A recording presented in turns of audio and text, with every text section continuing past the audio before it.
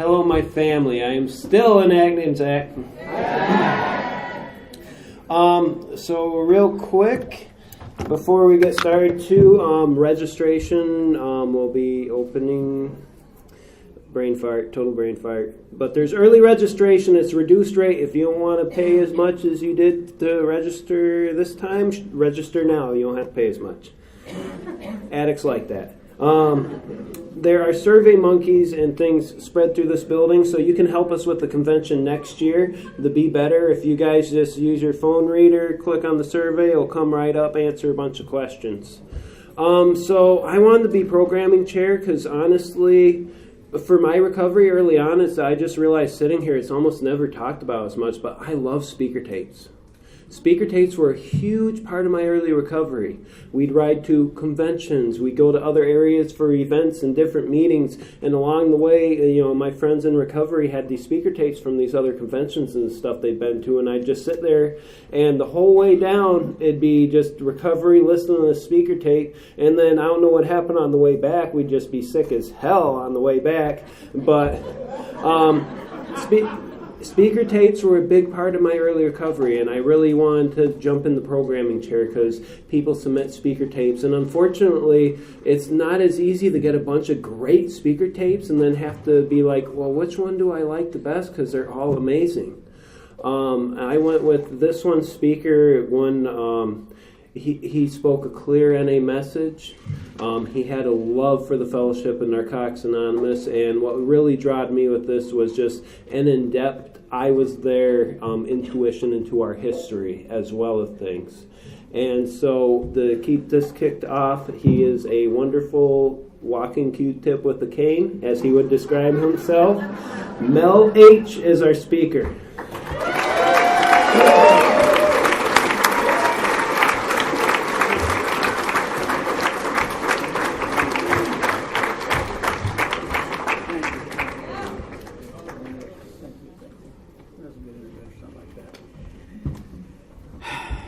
Good evening. My name is Mel. I'm an addict.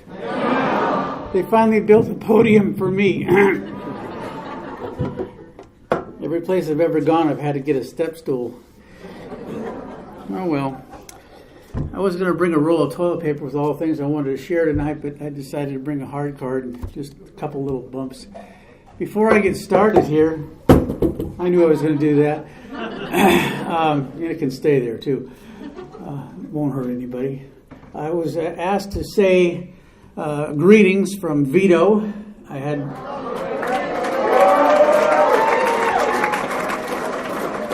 was having dinner with him last Saturday night as we were celebrating a gal's 5-year birthday that he sponsors, and I walk into this place and there he is, and we sat down, we just had a great conversation. And the second person that told me to tell a shout out to you is Indiana Joe.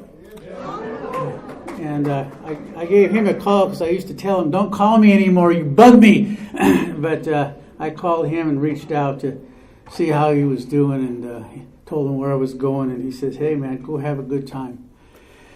Well, my clean date, I tell you the truth, this is going to be a rough one because I get emotional up here.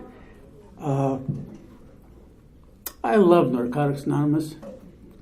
It's given me more than just life. It gave me hope. It took me out of the depths of desperation and said, you can be anything you want to be and do anything you want to do, and you can do it here.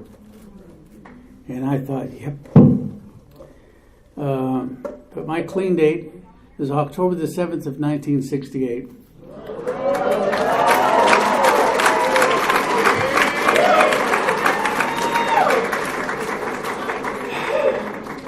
There's always that slogan, if God's willing, and God's always willing. Am I? That's what I want to know. Am I willing to stay clean for another few months to celebrate 50 years?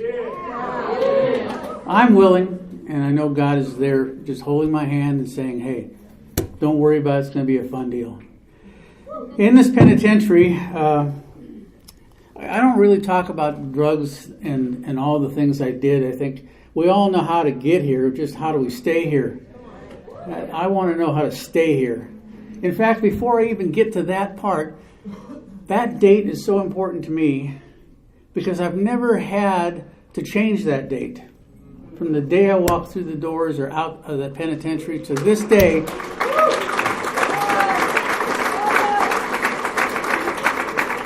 So relapse is not part of my story.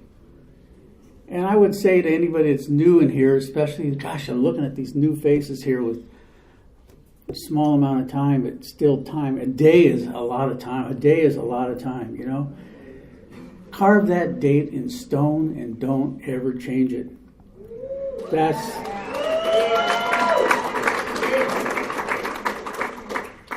I'm talking some history because I've been part of the history. But you know what? Everyone in this room has a chance to cause his own history. And one day stand in front of a place just like this and share what they've learned in all the years that they've been here.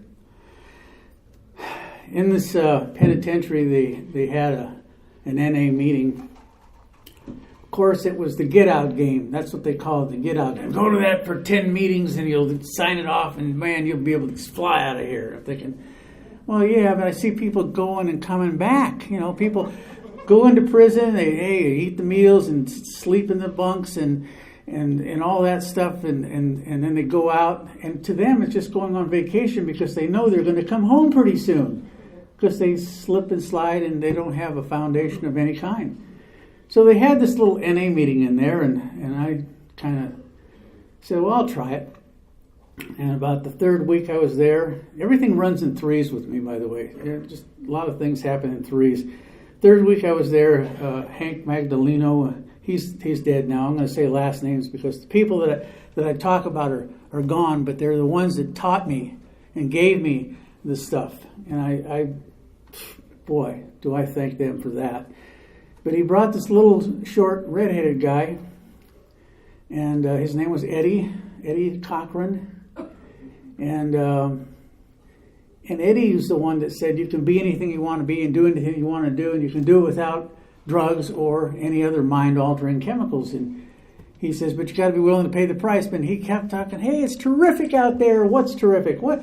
Man, did he come out here loaded? And he's just talking about how great it is. That's the way I felt he was doing it. Took the long ride to tell me the drugs were really good. No, he wasn't trying to do that, but I likely had to say he was so funny that I asked him for his phone number. H&I today, at least in California, you're not allowed to give away your phone number when you go to a penitentiary or you go to some of these. You're not allowed to give out your phone number. I say, well, how in the heck are they going to contact you? Do they have a GPS they just stick on your belt and then they follow you around? I don't know. It just didn't seem fair, but I took this guy's phone number and I kept it. And when I got out of that penitentiary, I called him. And I said, hey, Eddie. He says, yeah, who's this? He says, this Mel. He says, who? I said, Mel. Well, where do I know you from, Mel? And he says, well, you were out at the penitentiary and you carried the message. And he says, you're kidding. He had been clean for 17 years and he'd been doing H&I for 15 years. And he says, Mel, you're the first guy that's ever called me. So if you're doing H&I, tell you what, H&I works. It really does. You carry the message to the person who's needing it the most and they don't even know it.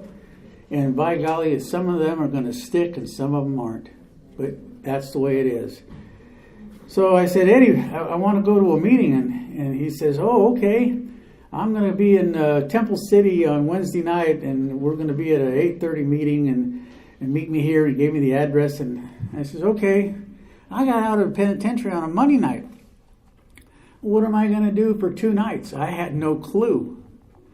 I had no information of where Narcotics Anonymous was. So I go with Eddie where he wanted me to go, and it was an AA meeting. I walk in, and he was surprised that I actually followed directions, showed up. And I look around the room, and there's nothing but old people, and some of them didn't have any teeth, and they smiled at me, and it gave me the willies, but I don't remember I have to say that in retrospect. When I got here, I was 25 years old. 4 days after I was 25 years old. I had dark brown hair, and I had my own teeth, and I was about 95 pounds lighter. this fellowship has got us into doing the stuff after the meetings and before the meetings, and that means coffee shops, and you eat lots of food. And boy, I tell you what, I blew up like a balloon. But I stayed clean. That's what I did. I stayed clean. So I went to that meeting, and these people would say to me things like, it's nice to have you here so young. I'm thinking, man, you didn't know what I had to do to get here.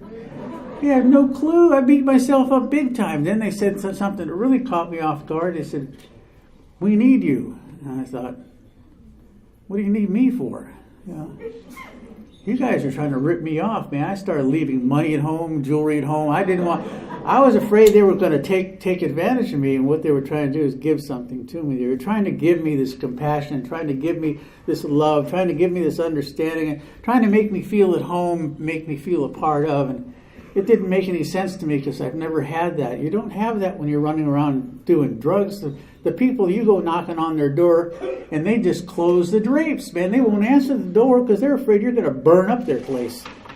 Spill food and stuff all over there. So anyway, I kind of got a meeting directory, and all I could find was under 40 meetings and young people's meetings, and I went out to a meeting on a Friday night, and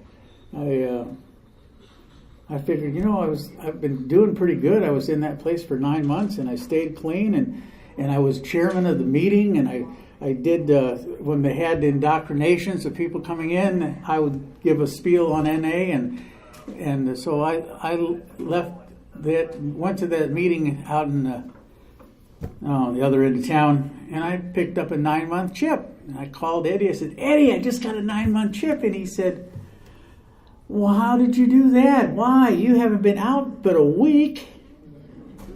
And I said, but I did this and did that. He says, no, your time starts from the time you get out on the streets. That's the hardest time. Now, there's going to be some controversy to that. Some people are going to say, no, that's not true. But he was my sponsor. Why do I want to take away something my sponsor tells me? Otherwise, I'll just be sponsoring myself. I don't need his opinion. No, I wasn't going to do that. I did what my sponsor said. I had this guy for 30 years. Had this guy for 30 solid years. Great human man. He, in fact, Eddie went with Jimmy Kay to the first meeting in 1953. But he didn't tell me that. He didn't tell me where NA was at. He just said, hey, go to meetings. I'd call him up in the first thing in the morning and say, hey, I just woke up. Eddie, what do I do? He says, well, how about brushing your teeth, eat some breakfast, and go to work? Oh, okay. I call him up at noontime and I says, how you doing, Eddie? He says, good. He says, what are you doing? I says, I don't know, I'm just eating lunch. He says, great. Eat lunch, go home, get in the shower, eat something before that, and go to a meeting. I says, okay. I mean, I did that every day for quite some time until I realized I didn't have to call him and ask him permission to brush my teeth and eat food. All I had to do was do what he suggested to do. And so the thing that Eddie did, too, he was so funny. They called him liver lips. I mean, the guy was a short little guy, always like me, short, red hair, and but he was funny. And he had so many speaking engagements that sometimes he'd overbook himself. And so he called me up one day and says, Mel, can you do me a favor? What is that? I need you to go speak at this meeting. But Eddie, they're expecting you, aren't they? Yeah, but you can fill in for me. Just tell the secretary and I'll call him and make sure. And I get to a meeting that won't be this size, but a meeting of a reasonable size, and they're looking around for Eddie, and Eddie's not there, and the secretary says, oh, Eddie, I couldn't make it, but he sent this guy Mel. And they look at me and they say, oh, what's this little guy so young going to tell me? And I could see the disappointment.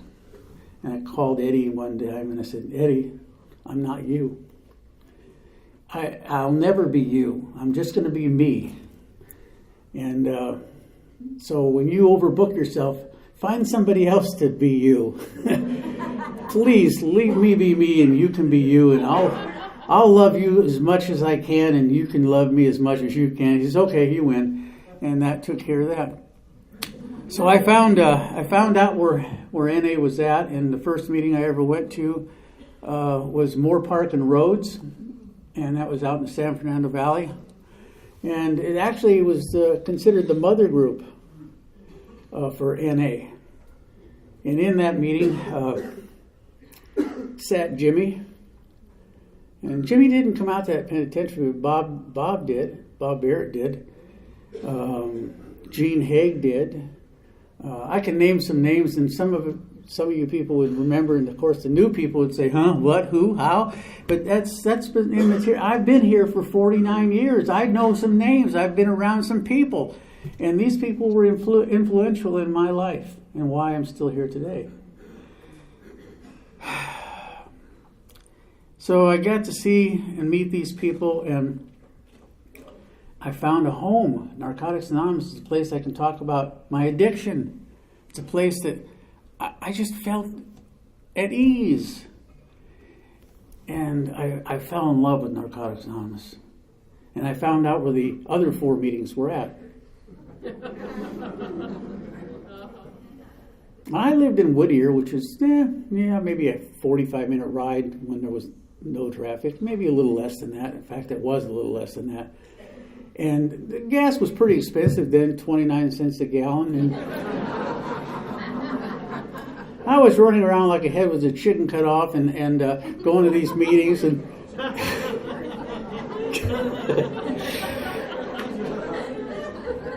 that might be the only Freudian slip I do.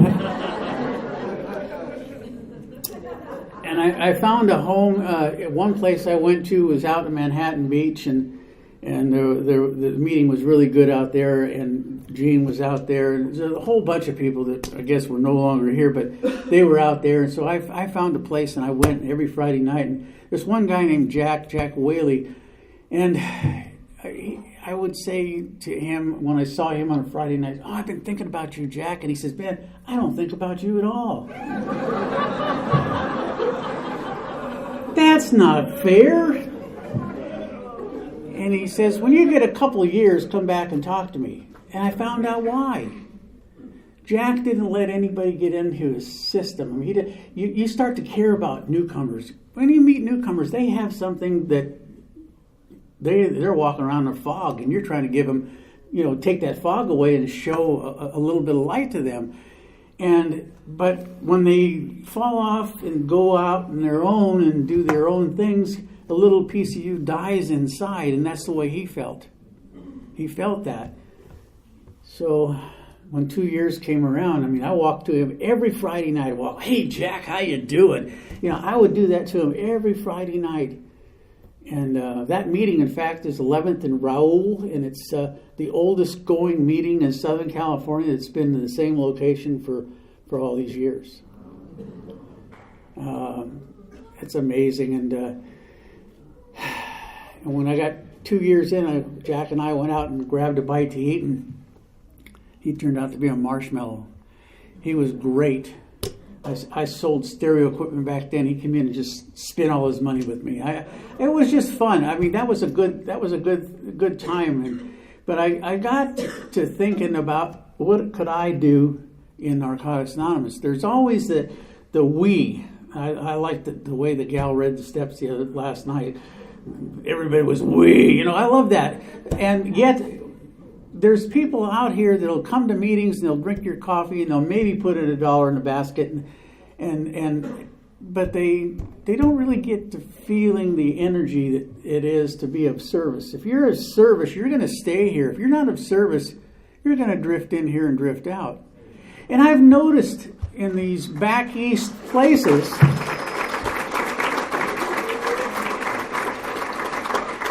I've been to Nashville, and I spoke for a history conference there. I went to Connecticut and spoke at a history conference there. A couple of months, or last year, I was in Cincinnati, and it was the Friends of Jimmy K group, and spoke there. And I noticed and watched how everybody was involved in service, not just local meetings, but I'm talking about region and area and everybody's involved. And those people were the happiest people I've ever seen. So I've thought about that, and I realized, I was pretty involved also. When I don't have bad breath, do I, Mike? Anyway, I just decided I wanted to be involved, and they saw that with me, and so I became chairman of the H&I committee right off the bat. That's the first thing I did. I got to be chairman of the H&I, and I carried a panel out to the penitentiary I came out of for 5 years. And at the end of 5 years, I gave that thing away, and I became, I was in the chairman of the general service. We didn't have a world then. We just had a general service office. And we met in Bill Beck. Bill Beck in the white pamphlet was known as the Fat Addict. And he was a barber. And he was quite the guy. He was hilarious, actually. There's a couple of things that he said that I don't know if I want to repeat, but we had meetings in his barbershop when we first got started, and then we moved it to a place called Narcotics Prevention Project, and we had our general service meetings there. I became the chairman of the general service office then, and we did that monthly meetings, and I just felt really good about being a part of something. And one day I had a craze in my mind, going here, doing this, doing that. In fact, if I wanted to have a beach party, I'd call 10 people that would call 10 people that would call 10 people. We wind up with 150 people at a beach and just on a Sunday and have a party. And that's how we clung together. Meetings back in those days were really small. Like I say, I went to 4 out of the 5 meetings, and one day I opened up my own meeting in La Mirada because I got tired of driving, and I sparked other people, and they started some meetings within our area. And I didn't think anything about it, just Narcotics Anonymous. And then all of a sudden one day I hear it's called Eastern Counties. I said, what's Eastern Counties? He says, the area you're in. It's just Narcotics Anonymous. What is the Eastern Counties? All of a sudden San Gabriel Valley area, and then the San Fernando Valley area, and the beach area, and blah, blah, blah. Everything was an area. And I'm thinking, okay, I'm watching this thing grow. But then I'm remembering what Jimmy I spent time with. I went to his house. He had his World Service office in his kitchen. And he would get he'd get mail from different parts of the world wanting some information about Narcotics Anonymous. And he'd look at me and he'd say, hey, Mel, look at this. And people were asking stuff from England and from Australia and from all these different places. He's all excited, like a little kid in a candy store. Yeah, look at this. And he'd stuff starter kits. But he ran out of money. And I remember a guy named Leon Emerson, and he was a judge in a Downey courtroom, and he had an alcohol school, and he would have these diversion programs. If you went to these programs long enough, it'd take you away from having to do jail time. And I walked in with Eddie and some other people to his courtroom after hours, and he was talking about alcohol school. I raised my hand and says, hey, Leon, or Your Honor, I said, alcohol's the oldest known drug. Did we read that tonight? And drugs were just a substitute for alcohol, so why can't the addict have the same privilege? And he says, he slapped his head, because he had a court card. These court cards were out there, and people were going to, so that'd save them. And he's changed the name of the program from alcohol school to DANA, Drug, Alcohol, Narcotic Awareness. And he opened up the avenue, thanks to my big mouth, and to get these court cards into different places, and people get the opportunity to find out what this program was all about. And I was able to go through my parole office. They didn't want me associated with other addicts, but I convinced them, hey, this is a good thing. You go to these NA meetings, you got a chance to stay out.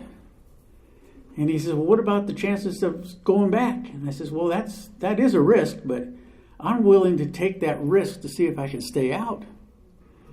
And I did my parole, and these guys kind of applauded me, saying, man, you didn't have to go back, because they all expect you to come in and go back out and go back to the penitentiary, and I didn't want to do that. So anyway, I remember going up to Bob, and I said to Bob, I want to have a world convention. He laughed. He thought that was the funniest thing in the world. He said, hey, Mel, where are you going to have that? Well, I thought, well, the LA Convention Center, Anaheim Convention Center. He laughed even harder. He says, number one, where are you going to get that kind of money? And number two, where are you going to get that amount of people? And I thought about that, and I said, yeah, you're right. The LA Convention Center would be pretty expensive. And then same thing in Orange County, near Disneyland. So I didn't want to give up. And I got 5 or 6 people together, and we met weekly. And we put together the world first NA convention.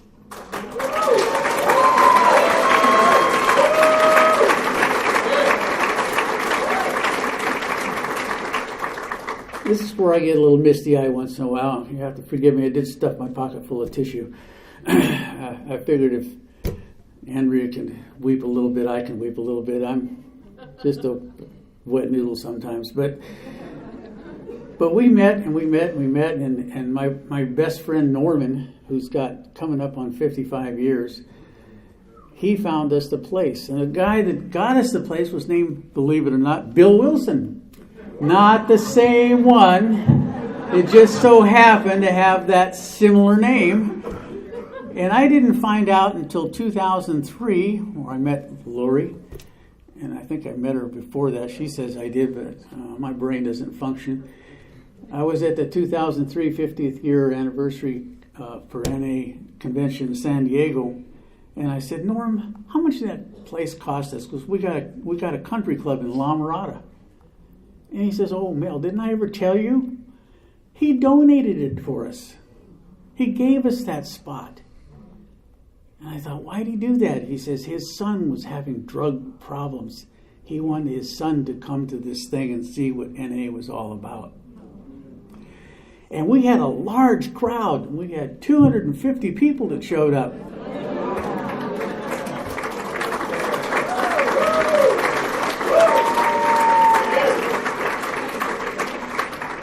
185 were paid for and from different areas. Even Arizona had a few people, and I don't remember, just San Francisco had a few people, and the others were freebies from recovery houses, and some of those people spent the night on my floor at my house. It wasn't too far from there because they couldn't afford a hotel room. And that was a weekend that left me at the Sunday closing meeting not wanting to leave. I was in tears. I couldn't believe how wonderful of an event this was. This was sensational.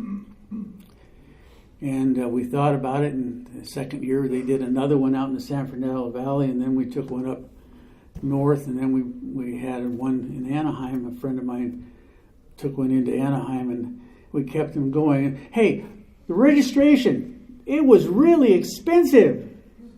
$5. The banquet, $10, I think, the first one. And we really didn't have any literature. We had the white pamphlet.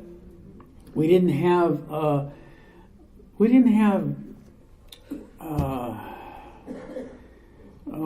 merchandise. We didn't have anything to sell. We didn't have jackets and T-shirts and jewelry.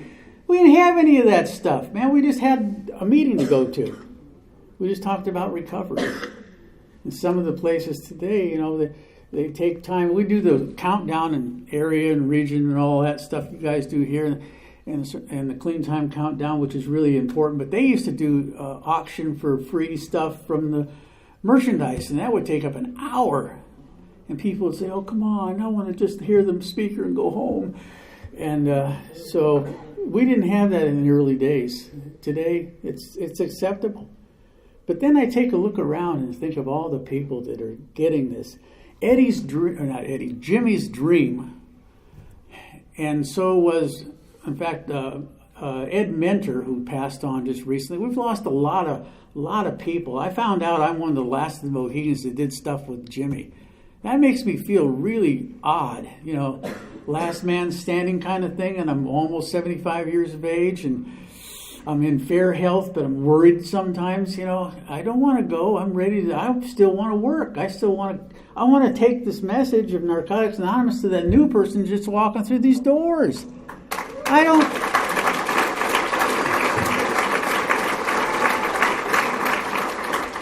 Jimmy would sit down with a newcomer and share with him. Bob Barrett would grab a newcomer. Gene Haig would grab a newcomer. Ed Mentor would grab a newcomer and talk their ears off and talk about Narcotics Anonymous and what this program has meant to them. And that's the whole key. We got to do the same thing. You know, I hear it said all the time. And for the newcomer, well, okay, the newcomer is important. Yeah, you are. But I'm saying to the old-timer, reach out and hug a newcomer. Make them feel at home here. Don't let them walk out of here thinking that they're not important. That's my message. That is the strongest message I've got tonight, is don't let a newcomer walk out not feeling loved. When I was new, I was bouncing off the walls. I was crazy, and they always said to a newcomer, don't you just cover your mouth and just listen. Just take the stuff out of your ears and put it in your mouth. And if you say something, you're going to be lying. So don't say something. Don't even read, because you're going to screw up the reading too. Just sit and listen, absorb. And when you get enough absorption, you're going to be able to share it. Okay. Well, I'm finding out too that, right here tonight, these new people, these great, gorgeous new people, and I'd say that with truth in me, you received some literature for being new. Well, that literature is not novels. It's something that offers you a clean-cut way of life. It gives you a change. If you read it, you're going to see yourself in it. And if you see yourself in it, you're going to say, oh, man, I've done this, I've done that. And don't rely upon your own self in this thing. You got to have a sponsor. Well, Eddie was mine for 30 years. He died. And I'm thinking, now what am I going to do? Oh, this is not funny, but this is true. So I got another guy. I was going to get the guy that came with him to the penitentiary. And when I just getting ready to pick up the phone, somebody said, hey, he just died. I said, oh, man, that's not good. So I went to his brother. But his brother is one of those kind of guys that he would inventory anything he thought about. And he'd have all these pieces of paper all scattered all over the house. And he'd just be inventorying. And I thought, man. But he was sincere, and you could tell that he really loved being clean. And so I called him up and said, hey, man, would you? And it was the other guy's brother, George. That's right. Whew. I had to think about that for a while. And I had George for about 5 years. He was great. He was a fun person to be around, and I really enjoyed him as my sponsor. And one day I get a phone call. He died.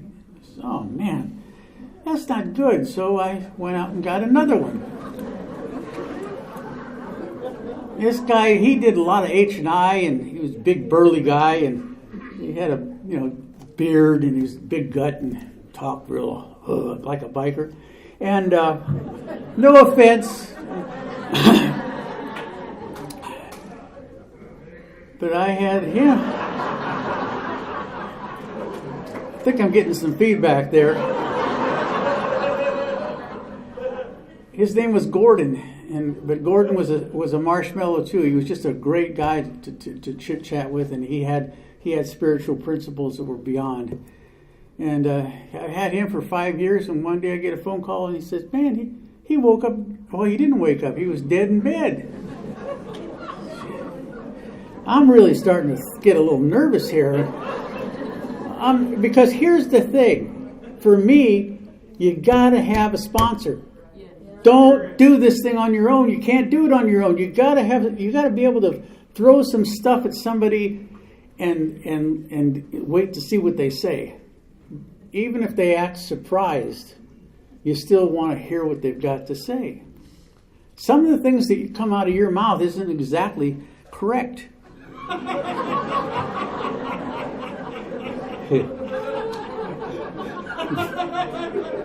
I'm not a comedian.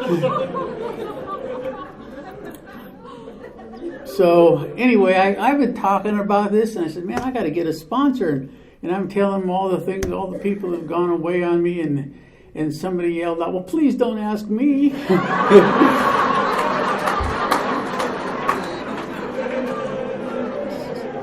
So I did find somebody,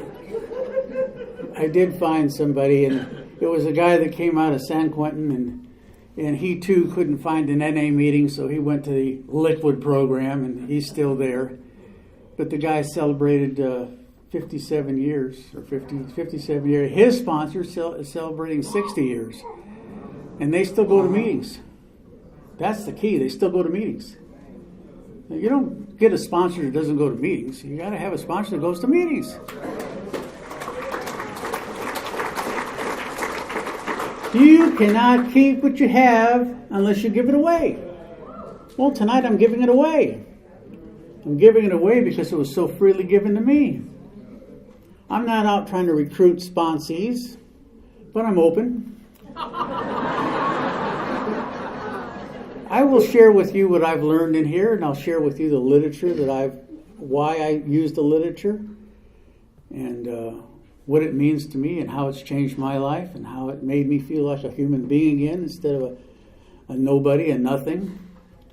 My sponsor Eddie used to say that he always felt like Willie Lump Lump, and he was walking around like he was a turd, and he didn't feel good, and he didn't look like he smelled good either. He was just feeling that way, but somehow or another, working these steps takes the stench out and gives you courage. And it brings you back to reality, to finding out what self-worth and self-esteem is all about, and respect, and learning to respect others and have other people respect you. Andrea got done speaking last night, and man, I loved the way she shared. And I walked away from that meeting and said, man, I don't want to follow her. I'm feeling inadequate. I'm feeling like I'm never going to be as good as that. And then, of course, she slapped me a couple times and said, hey, just tell your story. I said, okay, I can do that. And if I say something that makes a lot of sense, good. One of the things that I don't do, I've been asked to go to a lot of different conventions and places, and I've mentioned this to a few people here tonight, is that people call me up and say, hey, would you come out and speak? Blah, blah, blah, blah. I said, sure, I'd love to. And he said, well, can you send us a CD?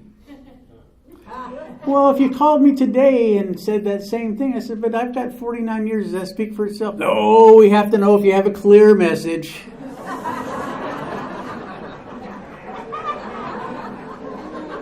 And my quick comeback to that is, even if I had a CD, of which I do, I wouldn't send it to you. Because I'm not here to sell me. So I don't know where you guys found me. Somebody said that they heard me they heard me someplace. I don't know, Sally's the one that really got. She says, hey, we want you to come out. And okay, I didn't get to say hi to Sally yet, but I'm hoping I get to if she doesn't take off yet. And I think to myself, okay, this is going to be a fun weekend. And yet last night I didn't sleep. In fact, how this week started out, Monday I woke up and started brushing my teeth, getting ready to clean out the cat room and go bring the neighbor's dog over to the house because I babysit my neighbor's dog. And because I don't sleep with my teeth anymore, I take them out of this jar and I'm brushing them. And one slipped out of my hand and hit the sink and it broke a tooth. And I put this thing in my mouth that looked like Alfred E. Newman out of Mad Magazine. Panic. I says, I got to call the dentist. I called the dentist and they said, well, we'll take you next Monday. I says, no, man, I've got to go out of town and I'm being asked to speak someplace and I don't want to look like Alfred E. Newman. And so I found another guy and he repaired it real quick for me. And I don't know why I told you that. I could have gotten away with that.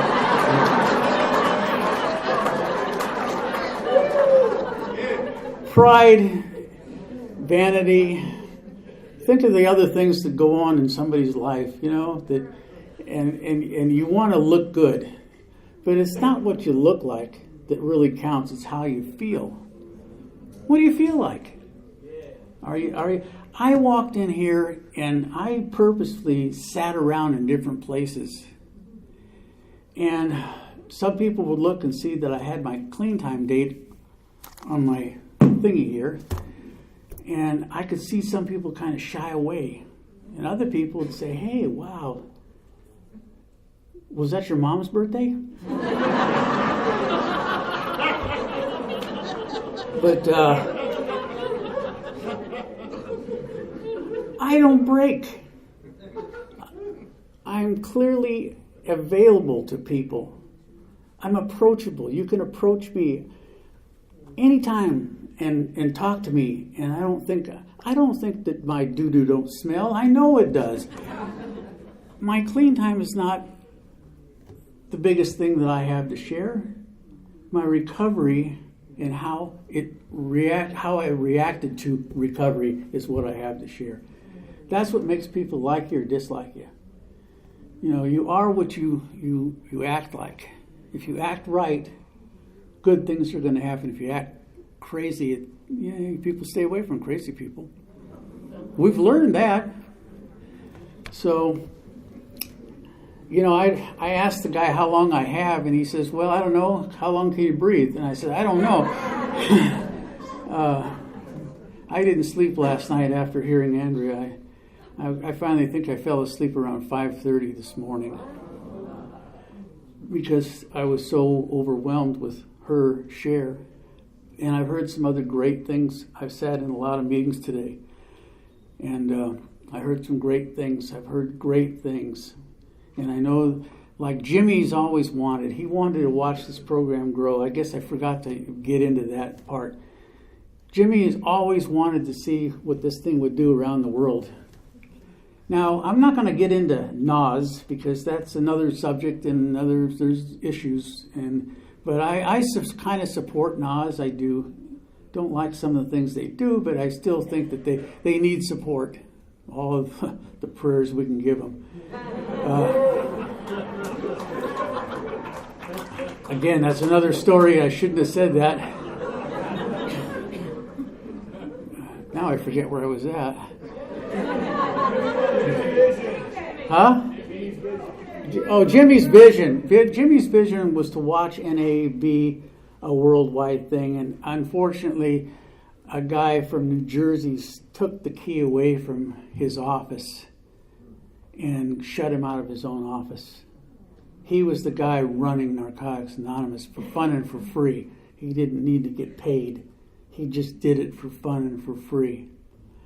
And because he had bronchitis and lung problems, that whole episode killed him. And I was on the first World Board of Trustees. Right before the convention or after the convention, they asked me to be a part of the World Board of Trustees, and I spent 5 years doing that. And that was really cool. I went to a lot of the world meetings that we had, and we had delegates from all over the country. It wasn't separated into little tiny little portions. It was celebrated with all people that could come in and talk about stuff. And that's what made it NA important. Nobody felt left out. We all had the right to say something. I don't know what's going on today. I haven't gone to any of those things anymore. I mean, I still think service is the most important thing. I've been a secretary of a meeting recently, and I haven't been a treasurer, and I refuse to be a GSR, but I have done a lot of things. And today in my home group, which is a circle of life we called it East LA for a while, but we got shut out of a place, and now we're in where is it? We're at a White Memorial Hospital. It's close to East LA. It's not East LA though. And we have a 6:30 to 8 o'clock meeting, and I'm the greeter. And that's a job, but it's a joy. It's a place I go and I get to see all. And in that particular meeting, by the way, houses, now Norman's there with his almost 55 years and me with my almost 50 years. But then there's some other people of 46 and 45, and that room, we took a count a couple of weeks ago, and there was, on one wall alone, 360 years of clean time. That wasn't the whole meeting. That was just one wall. You don't see that much time in one spot. What does that mean? NA works. NA works good. People that want to stay here are going to stay here. People that want to stay here are going to give it away. So, my whole thing for coming out here is to say, it works. I want to do what Ed Mentor did. I want to do what Gene Haig did. I want to do what Jimmy did. I don't ever want to shut away and turn away somebody that's brand new in this program. I want to always be there and welcome people. I want to give them the same love that was given to me. Even when I wasn't lovable, it took me 2 years before I could like me. I looked in the mirror and I used to scoff and say, "Oh man, you again?" And after a couple of years of being here and starting to work a few things out, and I looked in the mirror one day and I said, "You know what, Mel, you're not too bad of a guy after all." And it gave me a hope that I could continue to move on. And I won't tell you that I worked the fourth step immediately right after getting out. It took me some years to, I thought, no, that's good for you, but that's not good for me. And Eddie would always say, "Hey man, when are you going to start working your fourth step?" And I said, you don't wake up in the morning saying zippity-doo-dah, I think I'll work a fourth step. No, you got to be in a lot of pain to sit down and write about yourself and dig into some feelings and emotions. You got to really be in a lot of pain. And I remember being almost 11 years clean, and I got myself into a little jam and almost turned into going to the penitentiary clean for 5 more years. And that was painful enough for me to sit down and start to write. And we didn't have, in fact, I didn't talk about half the stuff I want to talk about. We didn't have any basic texts. What we had is a white pamphlet and the other people's literature. And then Bo came along, and Sally and several other people, and they had committee meetings and started writing the basic text. But in NA, you got a lot of young people, and they don't like certain things that are written, and they said, "No, I don't like that, so let's change it." Oh, man. So they'd work on it for another few years, and before you know it, you have 6 editions or 5 editions of basic text. And if you went to a basic text meeting, which book do you take? That really frustrates me. The Living Clean book is really a good book. I love that book. And the whole point is that we didn't have anything, and now we do. Now we do. And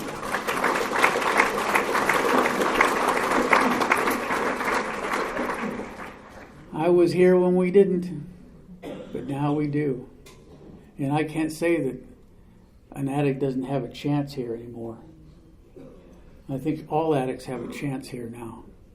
You new people, man, I'm impressed. You're probably the only reasons I come to conventions. You are important. And I will never sidestep that.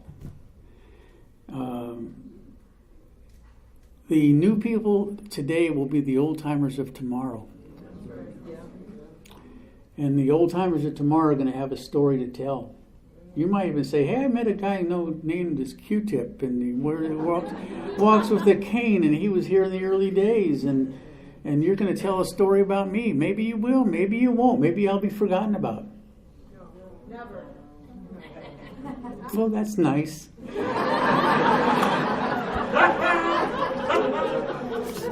Sometimes I don't feel that adequate, but that made me feel good. Andrea made me feel good. Will made me feel good. Some people in this room made me feel good. My friend over here, Lori, she made me feel good. And that's a feeling. This is a feeling program. It is. I got to be on a plane tomorrow morning at 5 o'clock. A little before 6 o'clock, rather, to go back home to be with my doggies and turn on the air conditioner. Oh, man. But this has left a mark on me. You people have left a mark on me. You left me with a feeling that Narcotics Anonymous is working well. I can't believe I didn't cry. Well, maybe this next little blurb before I quit will end it.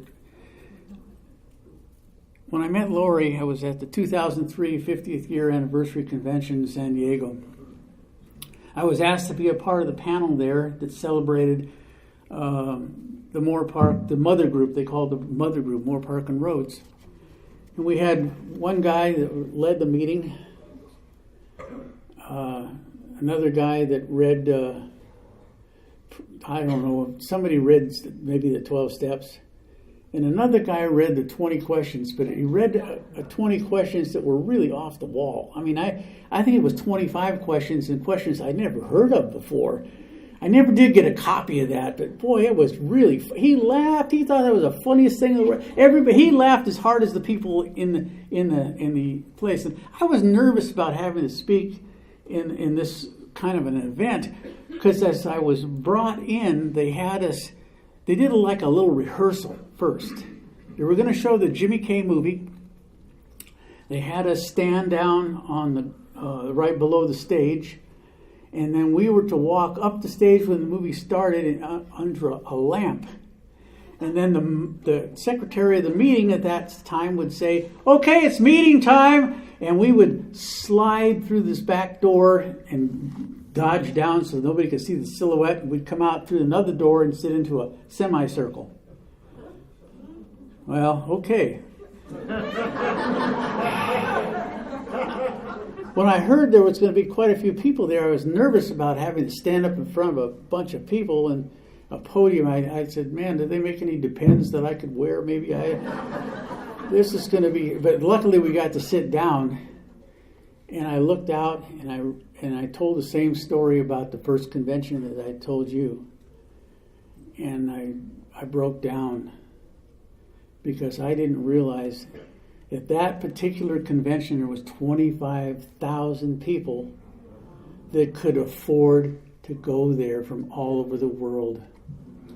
If Jimmy could have only been alive to see what his dream was all about. And I still have the same dream he does. I'll never give up on his dream. I never want to see Narcotics Anonymous, the light go out. I want to see the growth and the happiness and the joy.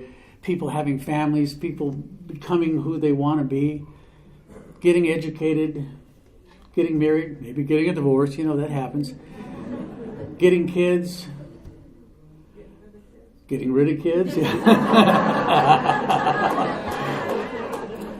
Well, my biggest fear during my crazy days was having, especially today, is having somebody knock on the door. "Are you my dad?" No.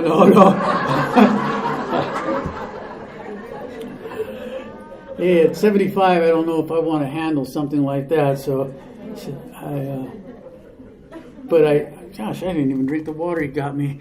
But I do want to say that I'm grateful for what I have today, and grateful for you people being here today. And God, he hasn't waved his hand saying it's time. But I'm going to probably just say it's time because I can just keep going, and I'm like the ever-ready bunny, and there's so much to share in with Narcotics Anonymous, what it's all about. I don't know.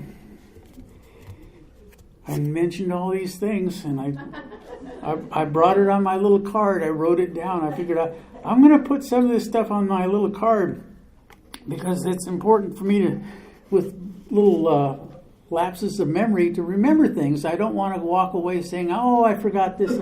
You ever gone to a meeting and shared, and "Oh, I forgot to tell them about that." Well, that's happened to me several times.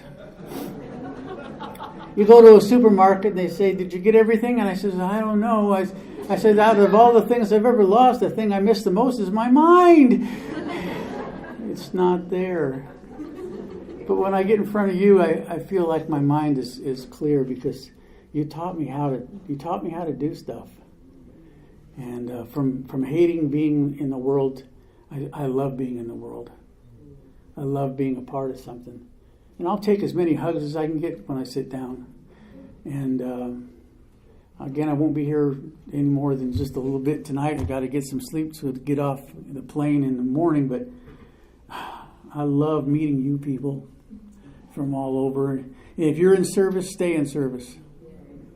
And if you're not in service, get in service.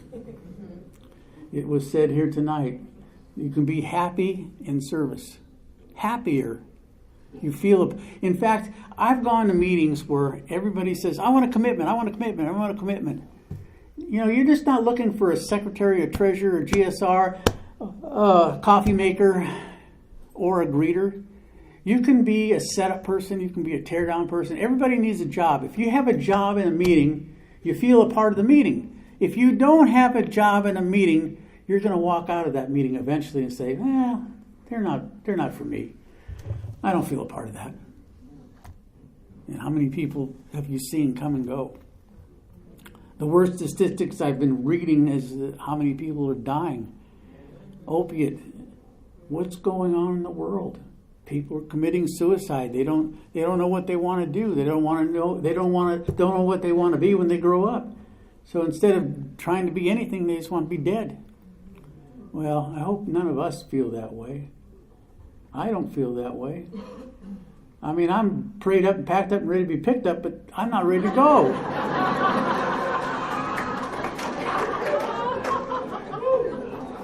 I got more work to do. I might have some more conventions to go to. I don't know what I'm going to have to do, but I have more work to do. I sponsor a bunch of people, and I love these guys. I'm in a sponsorship group right now. Gosh, this is amazing. When Bob passed, which was sad, I wound up with a guy that was sponsored by Bob. And he sponsors Tony D and Jack Bernstein, and I shouldn't have said his last name, he's still alive. And Jack sponsors Anthony, the CEO of NAS, which that's another story. But I sponsored another guy down in San Diego that I've known since the day he came he was in a live-in recovery house. And am I that boring? You leaving? I'm doing as I'm told. Oh, and yeah, I've done that before. Okay. Keep coming back, you guys. Yeah. All right, man. Thank you. Take care of yourself.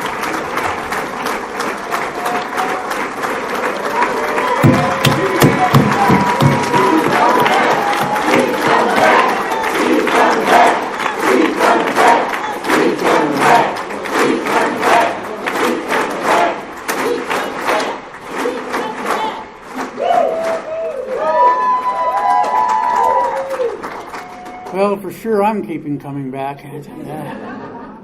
That was nice of you guys to do that for them. That was nice. I'm sure they're sitting around saying, well, this is really a lot of people to do stuff with, but the seeds can get planted. Now it's up to us to water the seeds. Hug that newcomer. I want to leave you with that. Hug a newcomer. Give them the same hope that you got yourself. Thanks for letting me be a part of this.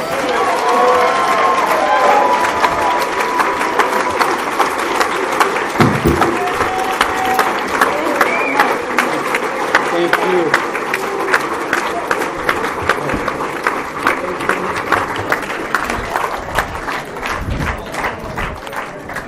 Thanks very much. Can we form a circle?